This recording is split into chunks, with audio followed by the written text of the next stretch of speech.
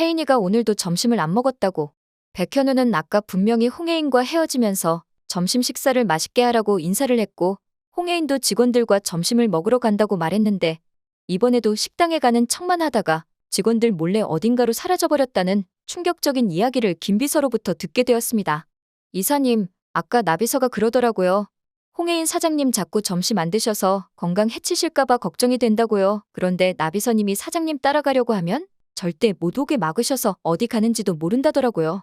김비서의 말을 들은 백현우가 말했습니다. 걱정 마. 내가 혜인이 어디 가는지 알아볼게. 점심도 꼭 챙겨서 먹일 테니까 나비서더러 너무 걱정하지 말라고 해. 백현우는 홍혜인에게 직접 전화를 해서 어디냐고 물어봤자 안 알려줄 것이라고 생각해 CCTV 모니터링 화면이 있는 경비실로 가 홍혜인의 행적을 추적하기 시작했습니다. 백현우는 홍혜인이 구내식당에 있는 지하가 아닌 퀸즈 백화점의 맨 꼭대기 층인 옥상으로 가는 엘리베이터 버튼을 누르는 것을 보고 의아해 홍혜인을 찾아 옥상으로 올라갔습니다. 백현우가 옥상에 도착하자 어디선가 홍혜인의 나지막한 목소리가 들려오기 시작했습니다. 철수야, 어딨니? 얼굴 좀 한번 보여줘봐. 이제 점심 먹고 직원들 올라오면 그때는 사람들 많아서 무서울 거 아니야? 그니까 지금 얼굴 좀 딱 한 번만 보자. 몸을 수그리고 화단 속에 숨어있을 너구리 철수를 찾아 헤매는 홍혜인의 귀여운 모습에 백현우는 그만 웃음을 터뜨리고 말았습니다. 백현우는 지난번 옥상에 왔다가 홍혜인에게 원래 이곳에 너구리 영숙이가 살았는데 얼마 전 영숙이를 찾아 동물원에서 탈출한 너구리 철수도 새로 합류하기 시작했다고 농담처럼 말을 했는데 홍혜인이 그 말을 철석같이 믿고 있을 거라고는 상상도 못했던 것이죠.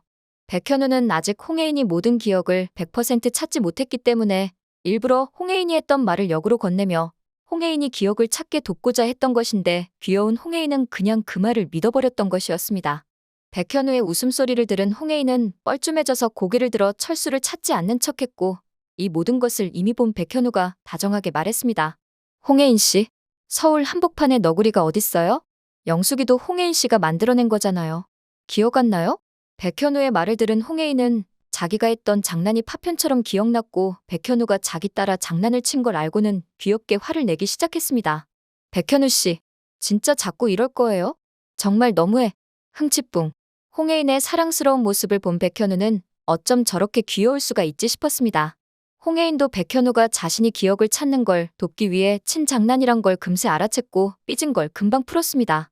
또한 밥도 먹지 않고 자신을 찾겠다며 옥상까지 올라온 백현우를 보면서 이렇게 듬직한 남자가 내 남편이라니 백현우가 오늘따라 더 멋져 보였습니다. 그리고 철수를 찾는 걸 멈춘 홍혜인은 그 뒤로 백화점에서 백현우가 보고 싶을 때면 백현우가 오는 길목에 미리 잠복해서 기다렸고 어느 날 백현우가 떨어진 회의록을 주우러 몸을 수그렸는데 그걸 보고 넘어지는 거라고 오해한 홍혜인이 크게 소리쳤습니다. 야, 백현우, 조심해. 어디에선가 우렁차게 울리는 목소리를 들은 백현우가 사방을 둘러보았고 홍혜인은 깜짝 놀라 급히 몸을 숨겨 한 남성 의류 매장에 들어왔습니다. 사장님, 여기서 뭐 하세요? 남성 의류 매장 직원은 홍혜인을 보고 왜 여기 쭈그려 계시냐고 물었고 홍혜인은 절대 자신이 왜 여기 이러고 있는지 들키면 안 되겠다고 생각했습니다. 매장에 몸을 숨겨가면서까지 남편을 몰래 따라다니는 퀸즈 사장 홍혜인이라니 이건 상상도 할 수 없는 에피소드였습니다. 홍혜인은 다시 도도한 홍혜인으로 돌아와 샘플 좀 보러 왔다고 하면서 역시즌 세일 중인 목도리 하나를 집어들더니 계산을 하고 사장실로 돌아왔습니다. 홍혜인은 안 들켜서 다행이라고 생각하며 이 목도리를 어떻게 할지 고민했습니다. 백현우 씨, 이 목도리 쓰세요. 목도리요? 왜 갑자기요? 백현우 씨 보니까 맨날 허구한 날 울기만 하고 남자가 그렇게 울면 목 다 상하거든요. 퀸즈 백화점의 법무이사가 목이 쉬어서 직원들에게 메시지 전달을 잘못하면 그게 다 누구 손해예요? 사장인 내 손해라고요. 그러니까 앞으로 이 목도리 하고 다니세요. 백현우는 고개를 갸우뚱했습니다. 지금 5월인데요? 다른 사람들 요즘 반팔도 입고 다니던데 나만 이 목도리를 하고 다니라고요? 홍혜인은 그제야 지금이 벌써 5월이고 이제 곧 여름이란 사실을 기억해내고는 목도리를 다시 뺏어오려고 했지만 백현우는 아니라면서 자기가 갖겠다고 했습니다. 백현우는 자기가 홍혜인에게 사준 운동화를 홍혜인이 신고 다닐 때마다 자기가 얼마나 기분이 좋았었는지 떠올랐고 만약 이 목도리를 하고 다닌다면 홍혜인도 그때처럼 기분이 좋아질 것 같아 아무리 쪄 죽을 것 같은 여름이 온다 하더라도 이 목도리를 하는 건 행복이란 생각이 들었습니다. 그렇게 남의 이목보다는 오로지 내 여자만의 행복을 생각하는 백현우는 세상 어디에도 없는 진짜 좋은 착한 남편이었습니다. 백현우는 백화점 사장으로 복귀한 홍혜인이 지금 간절히 원하는 건 기억을 되찾는 것과 백화점 1조 클럽을 달성하는 거란 걸 누구보다도 잘 알고 있었습니다. 그러던 중 갑자기 직원들과 회의를 하고 있는 백현우의 법무 회의실로 홍혜인이 찾아왔고 문을 딱 열더니 백현우를 노려보았습니다. 직원들은 과거 백현우를 소환해서 개망신을 주던 홍혜인의 모습이 기억나서 모두 초긴장한 채 앉아 있었고 백현우도 당황해서 어줄 몰라 했습니다. 그때 홍혜인이 아주 낮은 목소리로 말하길 백현우 씨, 그 소식 들으셨어요? 라고 단도직입적으로 묻자 백현우는 뭔지는 모르지만 모른다고 고개를 저었고 홍혜인은 백현우와 법무팀 직원들에게 신나서 말하길 저희 1조 클럽 달성했어요. 이 모든 게 여러분들 덕입니다. 라고 말하며 환하게 미소 지었습니다. 그제야 뻣뻣해졌던 직원들은 긴장을 풀고 서류를 책상 위로 날리면서 환호성을 질렀죠. 백현우는 홍혜인을 향해 복화술을 하듯이 나지막하게 읊조렸어요. 혜인아, 수고했어. 멋져. 그러자 홍혜인도 복화술을 하듯이 나지막하게 백현우를 향해 말했습니다. 아니에요. 이게 모두 백현우 씨 덕이에요. 고마워요. 퀸즈 백화점이 1조 클럽까지 달성하자 백현우는 이제 미뤄왔던 결혼식 준비에 박차를 가해야겠다고 판단했습니다. 김비서와 나비서는 홍혜인과 백현우를 위한 세상에서 단 한 번뿐인 가장 아름다운 결혼식을 위해 밤을 새가며 준비를 하기 시작했습니다. 홍혜인 덕분에 어머니 수술비를 대고 장례도 잘 마칠 수 있었던 직원 김민지가 두 사람의 결혼을 축복하는 축사를 했고 어느덧 수술을 잘 마치고 아장아장 걷는 꼬마가 된 녹즙 배달원의 아이가 건우와 함께 화동을 맡아 건우 손을 잡고 나란히 로드웨이 꽃 배달을 했습니다. 백현우의 친구 김양기는 사회를 보는데 자꾸 백현우를 보면서 눈물을 흘려 사람들로부터 눈총을 받기도 했습니다. 김양기가 결혼식에 온 하객들에게 말했습니다. 제가 자꾸 울어서 오해하시는 분들 계실 듯한데 저 신랑 백현우랑 그렇고 그런 사이 절대 아니고요. 그냥 두 사람 그동안 힘들었는데 이렇게 다시 행복한 모습 보니 자꾸 눈물 나네요. 백현우는 거의 반쯤 울면서 사회를 보는 김양기를 따스한 눈빛으로 바라보았습니다. 홍혜인도 그를 향해 고마움을 표현했습니다. 홍범주는 자꾸 눈물을 흘리는 김선아의 손을 꼭 잡아주었습니다. 전봉에는 주책 맞게 우는 백두관의 허벅지를 꽉 꼬집으며 말했습니다. 오늘 아주 나라를 잃었어요? 좋은 날 왜 자꾸 울고 그래요? 백현태는 호열히 아내와 함께 멋지게 정장을 차려입고 참석했고 남편을 만나러 미국에 갔다가 몇 달 더 지내고 오기로 한 백미선은 아쉽지만 영상으로 축하 인사를 건넸습니다.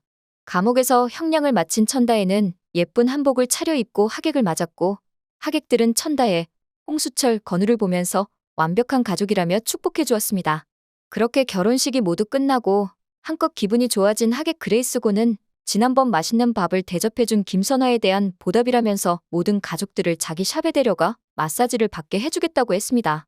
용두리에 있는 주변 이웃들까지 모두 데려갔고 강미, 방실, 현정은 모처럼 온 서울 나들이에 마사지까지 받자 호강한다며 행복해했습니다.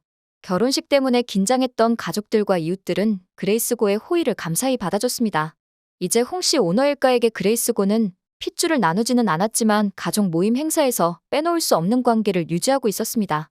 자신의 죗값을 깔끔하게 치르고 마지막에는 홍혜인과 백현우를 위해서 많은 노력을 기울였기 때문입니다. 그레이스고는 감옥에 갇힌 모슬의 소식을 가족들에게 전해주었습니다. 모슬이는 감옥 안에서 결국 미쳐버렸고 정신병동 감옥에 수감됐다는 이야기였습니다.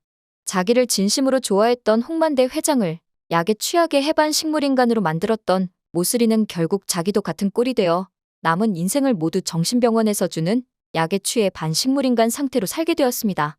홍범자는 아버지 홍만대에게 약속했던 대로 모든 복수를 마친 것 같았습니다. 아버지, 모슬의 그 몹쓸 거 그리 됐다네요. 하늘에서 이제 편히 눈 감으세요. 그렇게 백현우와 홍혜인의 아름다운 결혼식은 많은 사람들의 축복 속에 성대하게 마쳤고 두 사람은 비행기를 타고 독일 상수시로 다시 한번 신혼여행을 떠나게 되었죠. 5번의 손잡기와 5번의 포옹, 5번의 뽀뽀, 5번의 키스까지 모두 끝내며 달달한 썸을 또 한 번 타고 결혼식과 신혼여행까지 한 번씩 더한 두 사람은 이 행복이 믿기지 않았습니다. 홍혜인은 백현우와 싸우고 이혼하고 시한부 선고를 받고 은성에게 납치당하는 등 힘든 일도 많았었지만 이렇게 멋진 남자와 2번이나 썸을 타고 결혼도 2번 하고 신혼여행도 2번 올 수 있는 자신이 참 운이 좋은 여자란 생각이 들었습니다. 과거 매사 부정적이었던 홍혜인은 매사 낙천적인 남자 백현우처럼 이제 내가 겪은 모든 일들의 좋은 면만을 바라보는 긍정적인 사람이 되었습니다. 마음을 편하게 먹어서 그런지 그렇게 기다리던 아이가 덜컥 찾아와 주었습니다. 한국으로 돌아온 홍혜인과 백현우는 아이 방을 다시 꾸미기 시작했습니다. 10시간의 산골 끝에 태어난 아이 수빈이를 품에 안으며 백현우는 감격했습니다. 이 아이와 아내 홍혜인만을 위해서 평생을 살겠다고 다짐했습니다. 아이 수빈이가 태어났다는 소식을 들은 가족들은 모두 병원으로 찾아왔습니다. 홍혜인의 품 안에 누워서 손가락과 발가락을 꼼지락거리고 있는 수빈이를 보며 가족들은 예뻐서 어쩔 줄 몰라 했습니다. 모두 수빈이를 보느라 정신없을 때 오직 백현우만이 홍혜인을 바라보고 있었습니다. 그리고 홍혜인을 향해 나지막이 읊조렸습니다. 사랑해 혜인아. 홍혜인도 백현우를 보며 나지막히 움조렸습니다. 고마워요 현우씨. 우리 정말 행복하게 잘 살아봐요. 이 순간 온 우주가 두 사람의 완벽한 행복을 빌어주고 있었습니다. 오늘 영상 재밌으셨다면 구독과 좋아요 부탁드려요.